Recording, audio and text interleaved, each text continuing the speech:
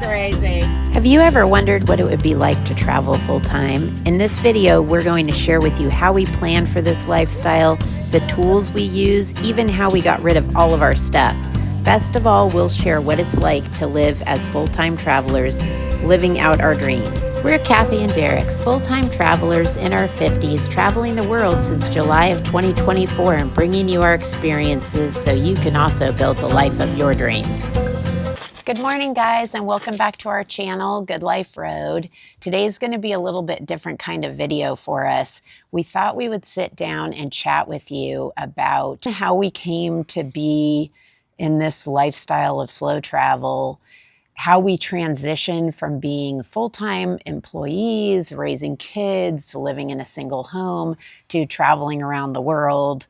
And now we've been out since July 1st, 2024. What this past year has looked like. So we'll give you a little synopsis and breakdown of how we've done that and what our lifestyle is like. So at the time we hatched the idea, we had been married for about 6 years at the time. It was about 15 years ago. And we were starting to plan out what we were going to do in retirement. And we were looking at the numbers and deciding how much to invest. And I was sitting in the living room working on this stuff and asked Kathy, what do you see yourself doing in retirement? You know, you have to have a vision, essentially. And her answer was, well, I really don't see myself living in the States. And she shared some thoughts that she had had while traveling in the past that kind of helped her have this vision.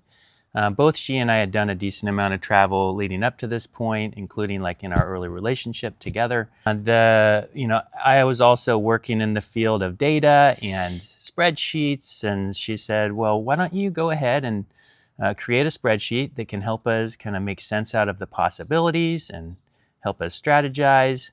And so because one thing that we know is that back then, and I think this is still true today, retirement for most people is kind of a black box. You might be saving for retirement. You might be socking away money in a 401k, a Roth IRA. Maybe it's just a regular bank account.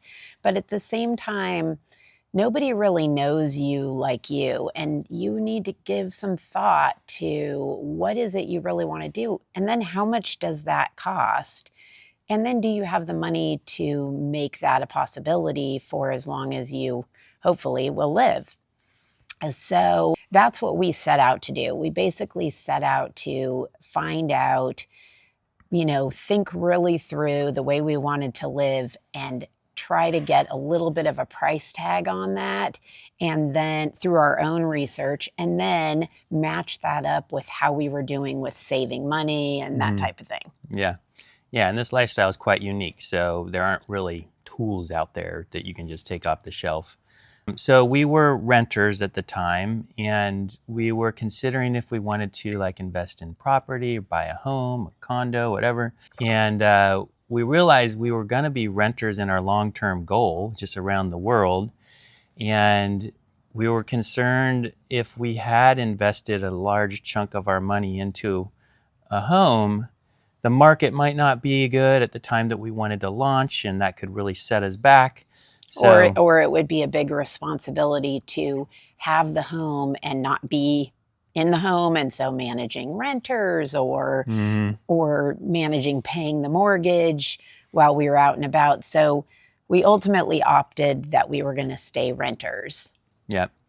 So there's our tool. There's our kind of vision on how we were going to get there. So one of the other big decisions we made, I was a full-time employee, for most of my career in the world of consulting.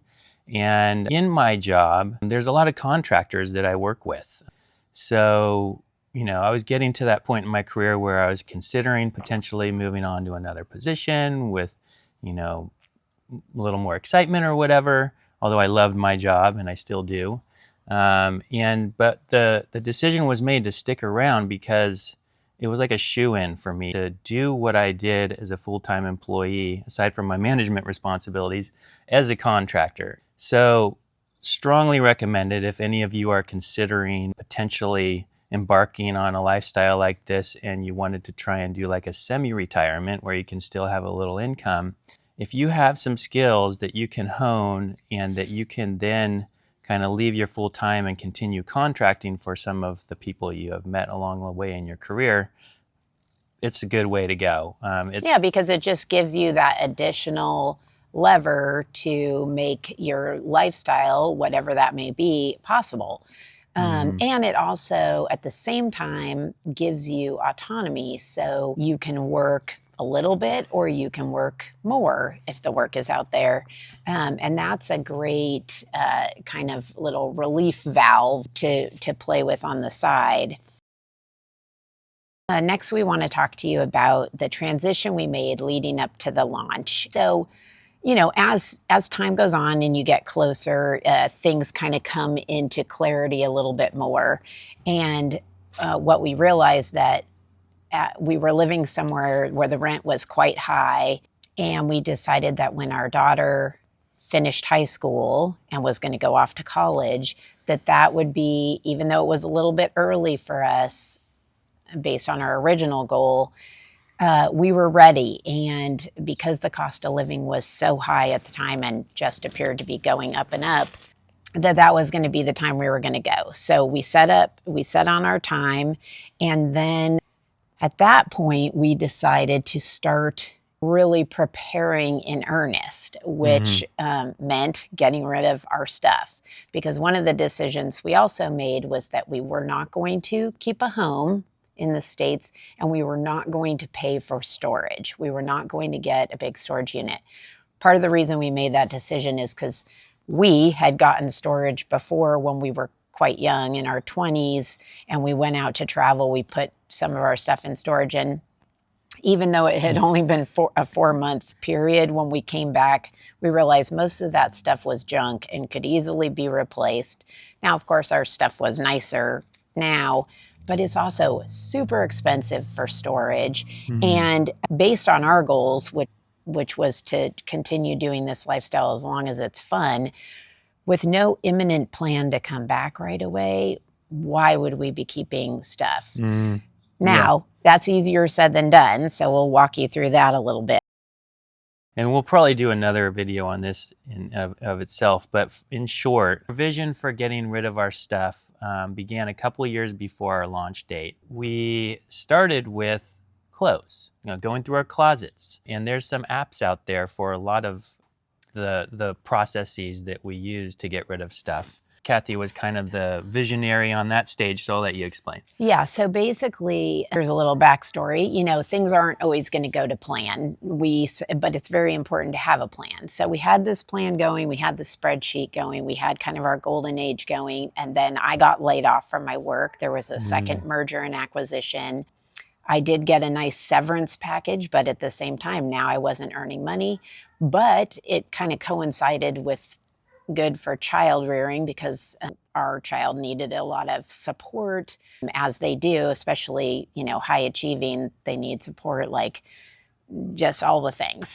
So basically, I had this time also to think about helping us get to the end point of moving into our slow lifestyle of travel. And I decided to look at our stuff as like a big circle of everything we owned, and kind of moving from the outside of the circle inward to getting rid of our stuff. So what I mean by that is the things that you own, and we all own a lot of this, especially if you live in the United States, the things that we own that we don't really need or use very often is what I started with.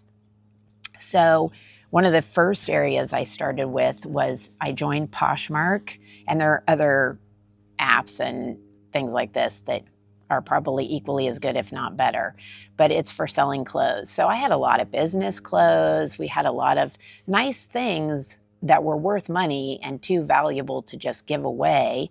But at the same time, they take some time to sell. So we started with that. So the things on the outside of the circle, you own 10 vases for flowers. You own, 10 suit jackets or whatever.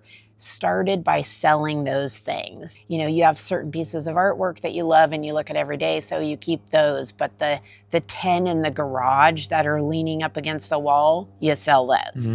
So we started doing that at least like 2 years out.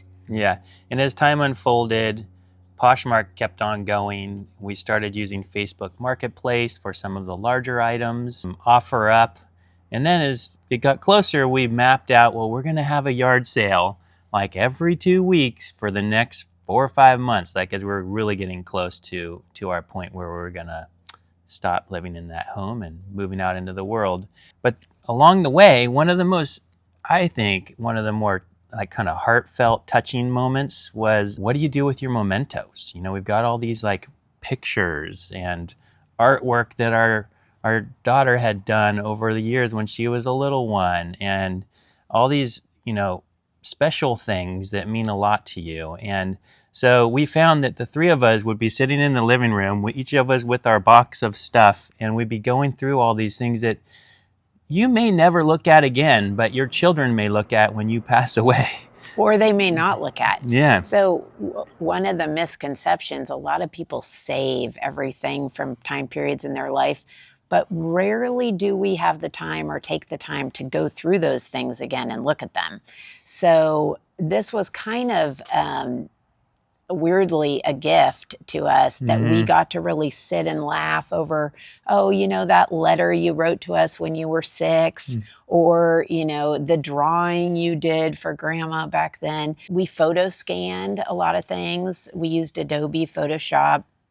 Or not Photoshop. Adobe Scan, which is a great app for scanning things, and then you can put them into files so that you can forever look back at those things. With the bulk of our photos, like, you know, wedding photos where you have like 500 to 1,000 photos or whatever, those things we started gathering up over time, putting in a box, and we sent those off to a company that takes care of that. So I mean, it took a lot of sorting through. You know, those of you who are in our age group will have a lot of paper photos still. You know, we were fortunate to have only half of our life of paper photos. The younger generation won't have this challenge as much as 50-somethings. We did a lot of like sorting through piles and just getting rid of all the dupes. You know, remember back when it was film, you'd have a roll of 24 and you'd only come home with like 5 that were really good. So we were able to like sift them down to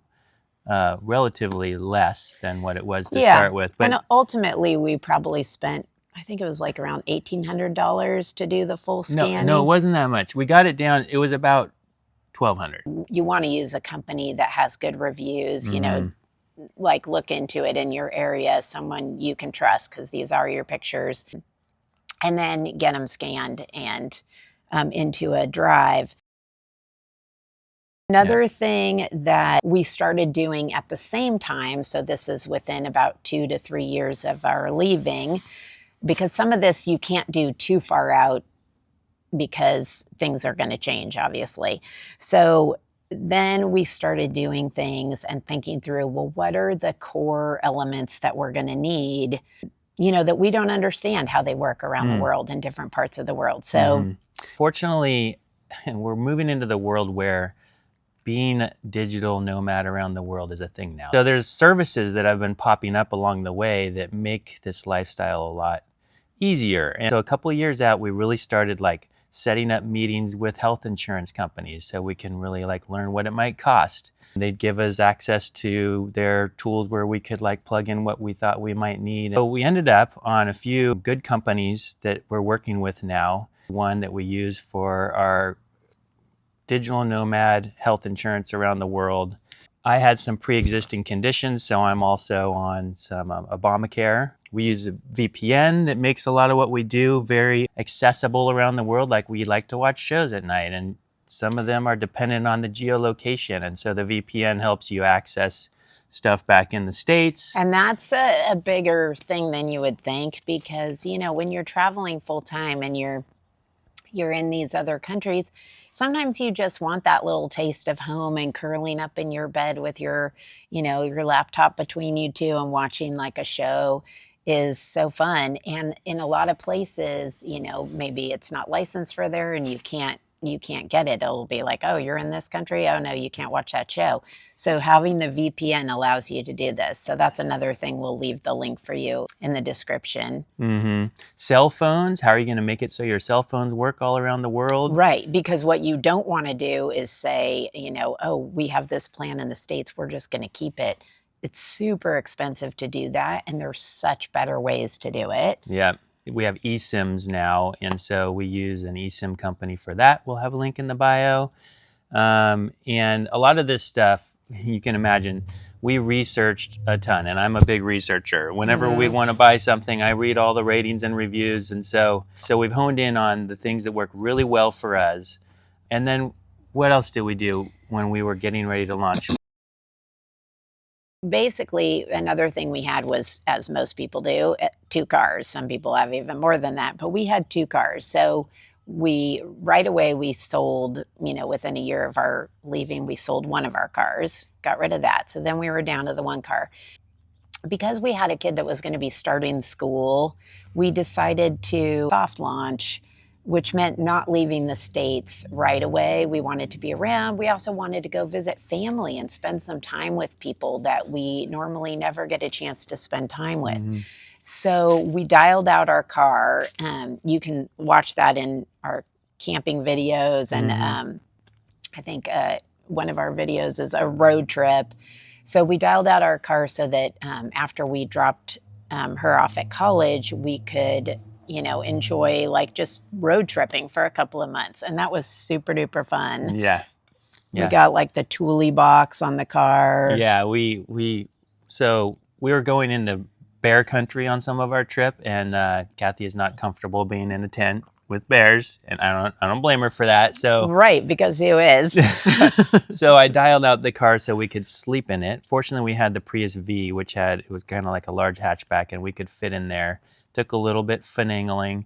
We got the Thule box on the top. We tinted out the windows. Yeah, we just kind of got it as cozy as we could get it. And of course, when we first left in that car, I mean, we were like up to our eyeballs in stuff still, which we quickly started realizing, nope, we're not keeping that. We're not keeping that. And we still were paring back, getting rid of stuff. Yeah, and we kept a few nice mementos to give to friends and family as we were road tripping and seeing them. And that was good. Like, the special platter that your great aunt gave you or something, or we had a collection of sea glass from around the world. So those type of things, we gave to others instead of just, giving them to Goodwill or whatever. So that's essentially like how we set ourselves up for this lifestyle. And well, just to sum that part up briefly, we road tripped for about 5 or 6 months. For 4 months, 4 months. And then we took our leap internationally. Our first stop was Paris, and we've got some videos on that. Yeah. Well, we went back east. Oh, yeah, right. We went back east for about a month and a half. A dream of mine has been to stay in New York for a while. So we stayed in New York for a month, and we were in Boston for a couple of weeks. It was really, really fun to go back east, and also cold, because that was it was, leading into up till almost the holidays. Yeah. We're Southern California people, and so we got to be in New York when it was snowing. And then we took our first flight to Paris, and you can watch our Paris videos. These are after this video. So as of July 1st, 2024, now we'll get into how we've lived over the past year. Yeah. So we started telling you we went to Paris first, then we wanted to be in Europe for more than the 90 days allowed under the Schengen rule, which we've written a little article on this in our website you can read, because we wanted to have our daughter and Kathy's father come see us in Rome during our daughter's spring break from college, and that would not have been possible with the Schengen rule. So sounds a little odd. I wanted to prelude that by that, because we were in Paris and then we flew off to Bangkok. Another reason we chose Bangkok is because we'd always wanted to go to Asia, but when you're on kids' schedules, it's very difficult to go somewhere so far as Asia. And then also COVID happened in between and everything was shut down. So we never made it over there. So we thought, if we need to break up the Schengen time frame a little bit, we'll go over to Bangkok and just check it out for a couple of weeks. Yeah. Yeah. So while the plan was to be there for 2 weeks to allow, that's all we needed to extend that 90 days and then come back. But while we were there, our Airbnb in Marseille, France, canceled on us like a week before we were going to fly back. We decided to stay in Thailand, and we went up to Chiang Mai for a month, which is another place we had envisioned staying later that year. I think this, it also touches on another point, is that if you're going to live the full-time traveler lifestyle, you definitely have to be a little bit relaxed about the fact that cancellations happen, plans change, and while you can't, have contingencies for everything, you just need to realize that that's just a little bit part of the life. Yeah. And, it happened to us several times over the course of the year, even in the first year, even with tons of planning and all that. It's just the way it goes. Yeah. So we won't go through every spot we've been in the last year. Some of the key points on how we've been traveling and what we're doing to enable this type of lifestyle while we're doing it. We've realized early on, like we started setting our mindset many years before launching on the fact that we're not on vacation. And that's really important because this is not the Margaritaville lifestyle. This is every evening is not going out and having fun and whooping it up. So we're working while we're traveling. We're living in the neighborhood that we're in, and we're getting to know some of the local purveyors of fruits and vegetables and food.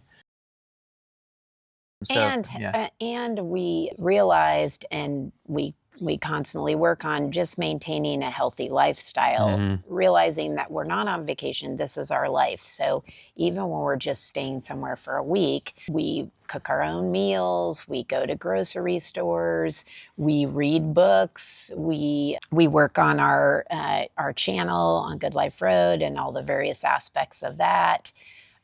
Because I think one thing that's under discussed with quote unquote retirement is that, when your identity has been tied to doing a 9-to-5 for decades, it's difficult to make that transition. And when you're somewhere other than what you're used to as home, you may feel like, we're on vacation. Let's go out to eat all the time.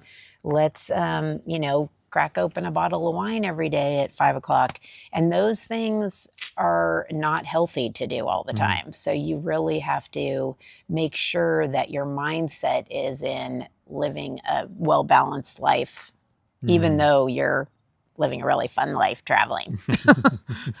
Yeah, and some of the things we've had to build in to help maintain ourselves are required because this lifestyle does include a lot of carrying heavy baggage up a lot of flights of stairs or walking on cobblestone streets, walking 20,000 steps a day. Yeah, which these are all things that we thoroughly enjoy and we want to be able to do into perpetuity. We're hitting the gym. Sometimes we buy dumbbells in our barbells. We're like Popeye. Yeah, right. Sometimes we buy some dumbbells to use in our living room. Other times we get memberships at local gyms. We try and just really keep ourselves fit, well rested, so that we can just live a healthy lifestyle in doing what we're doing. Yep. To that same end, we live on a budget.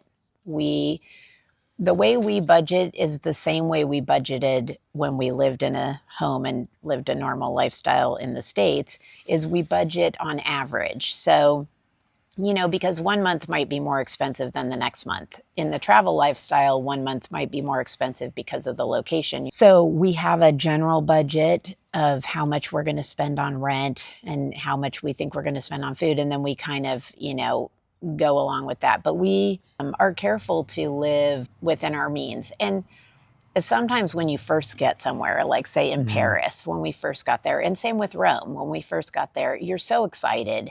There's so much to see. The food is so phenomenal that we did go out a lot and, we're hitting the cafes every day and stuff like that. But But after a few days, 5 days or so, you realize, okay, let's dial that back a little bit.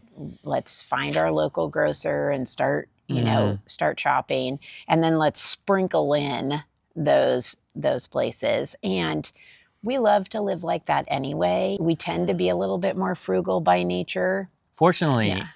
food is a big thing in our life. And Kathy was a personal chef throughout the years of her careers. And so one of our favorite things is buying food locally, finding the local markets, the best deals in town for the highest quality of food you can get, and then cooking that at home. Yeah. And it adds such a great dimension to your life, the whole marketing thing, because you're really living like a local then. You're shopping where the locals are shopping.